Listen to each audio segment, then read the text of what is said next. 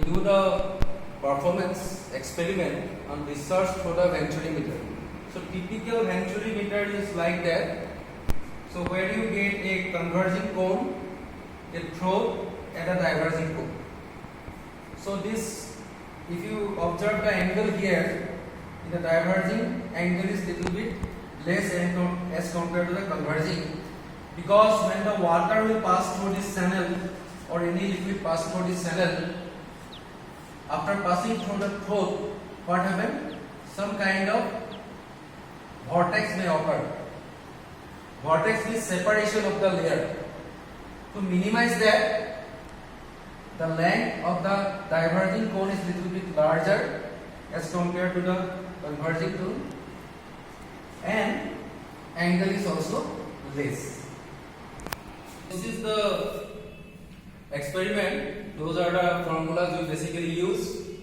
So in that particular experiment, our intention is to find out the coefficient of discharge of a venturimeter.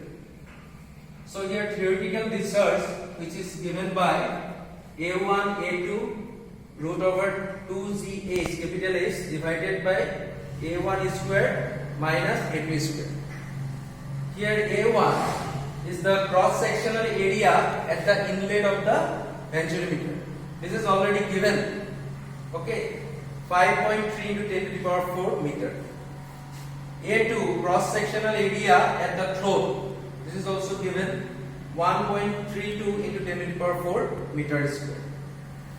Here the H, capital H, is the height, the water height, because we are using water as a fluid, is given by H, specific gravity of mercury minus specific gravity of water.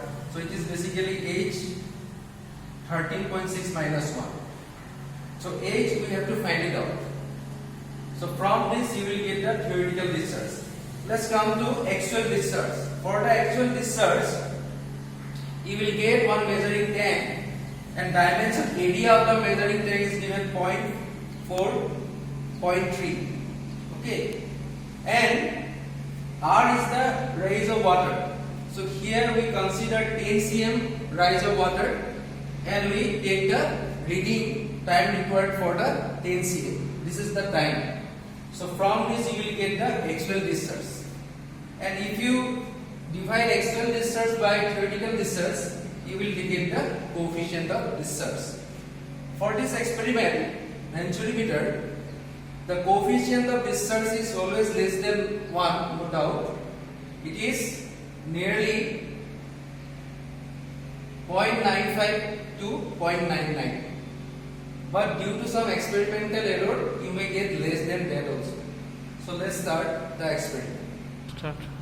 So this is the experiment. So this is your venturimeter. So if you observe, this is the conversion and diversion section. Your diversion section is little bit larger as compared to conversion section. Okay, the middle portion is your throat. So here, this is called inlet actually. So inlet, if you observe here, you will find one hose or pipe connected to the U-tube manometer. Okay, from the inlet. And at the throat also there is another connection which is connected here. So from this you will get the difference. When the experiment will carried out, you will get the difference in the manometer. That difference you have to take. Okay. After that, if you observe here, we adjust the discharge by using this butterfly valve, by adjusting this. Okay. And this is your measuring tank. This is your measuring tank. So in this measuring tank, this dimension is 0.4 meter. This dimension is 0.3 meter. Now we have to take this height. So here we are considering actually 10 cm height. For 10 cm height, how much time will be required, we have to calculate. Okay. So here these two are in meter, this is in cm. You have to convert this one into cm also to find out the actual discharge. So this is your bypass valve. This is your bypass valve.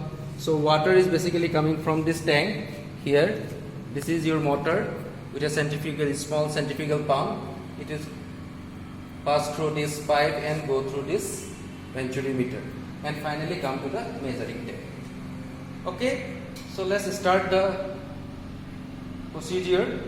Okay, we start the procedure by using this valve. We try to adjust the flow of the water. This is the butterfly valve. So we discharge basically. This is the controlling of the discharge. And here, if you observe, we have to take the difference. So here this is 150 and this is almost, you can say, in the 100. So difference will be 50. So 50 is the reading for H. Okay. Then after that, we have to close this one. We have to close this, and the water will rise up to 10 cm.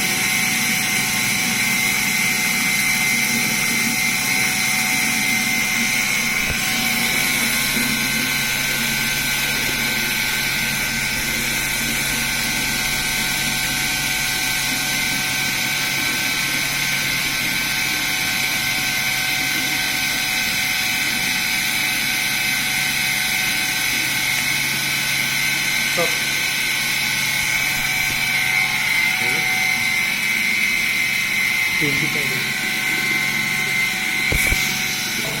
after doing the one reading, you will get the small h difference in the input manometer is 50, and for the measuring tank, time required will be 20.8 required for 10 cm.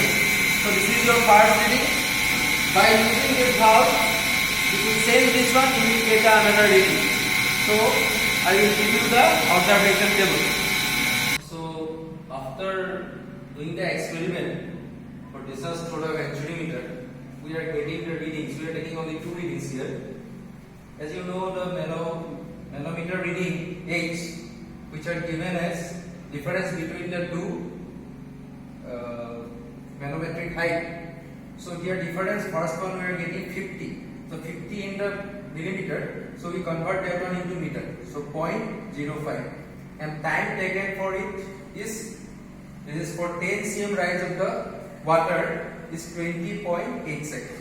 Similarly for the second reading 0.048 and time taken will be 22.1 seconds. So this is the formula. We are taking 10 cm, we just convert this one into meter. So 0.4 into 0.3 into 0.1 divided by T. T is under these two T's. And this is your theoretical research. A1, A2 root over 2 GH root over A1 square minus A2 square. So A1, A2 are given here. So from this you are getting the theoretical research. Here capital H is this H, small h into 13.6 minus 1. 13.6 is the specific gravity of the mercury, because we are using mercury based manometer. And after that you will get the coefficient of discharge CD as actual discharge divided by theoretical discharge. Thank you.